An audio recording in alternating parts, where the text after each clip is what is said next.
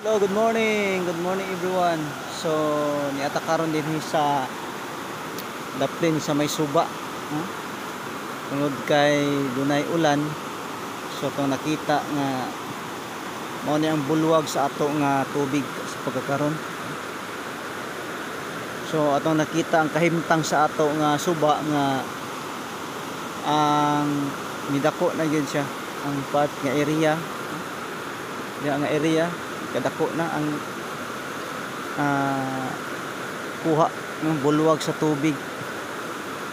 So sige ulan ang yuta pod sige og kakankan. So ang sitwasyon sa ato nga suba nagkadako nagkalapad kani adto og karon dunay lahi nga dako nga kalainan.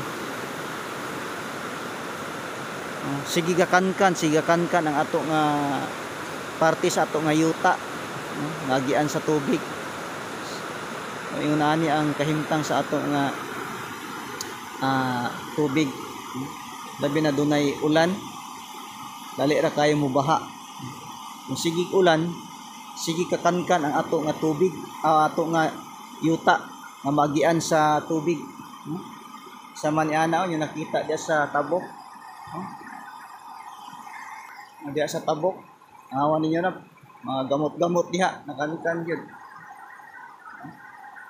So una kung sige ulan sige pagkakankan ang yuta magkadako kung sa ako nga tiid kung sige ulan sa pipila ka mga katuigan mapuro na lang yung tubig niya tong yuta. Magsige magkakankan sige kakankan.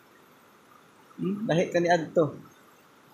Kung sige ulan, posibilidad nga dako gyud ang ato nga tubig. Muna ako atong observe ron sa ato nga kahimtang sa ato nga kalibutan di na gyud basta-basta. Na inig ulan, bulwag ang mga yuta nga makankan, magkadako. Sa pipila ka mga tuig, mudako na gining atong suba. Ang ato nga yuta mahimo na gining katubigan.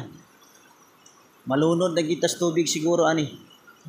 Ingon ani man nga kahimtang. Kay tagabaha, mudako, mulapad mo kuha siya og yuta, mukankan siya og yuta. So mudako gyud. Sa mga yuta, mga kankan ang area nga part nga area sa suba mulapad. Ingon ani ang kahimtang. So di na gyud katiyaw-tiyawan atong kalibutan, atong gipuy-an. Labi na nini nga dako nga mga pag-ulan. Say makulbaan na gid ta kay mudako ditso ang tubig. Iso mao na atong suba. Ano atong suba dinhi dapit. So siguro pipila ka mga tuig kana diha nga nagsanga nga mga tubig malapad na gid siya. Sige man natin kanon.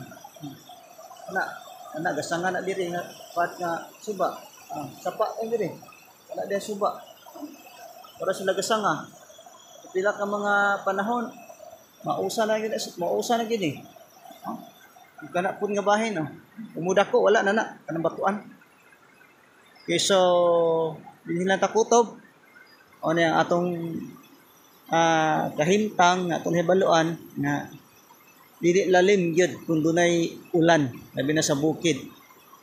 Kita dinhi sa ubos mahadlok na kita tungod kay dako kayo og penetration kining tubig nga mo uyanap sa tuang nga part sa yuta.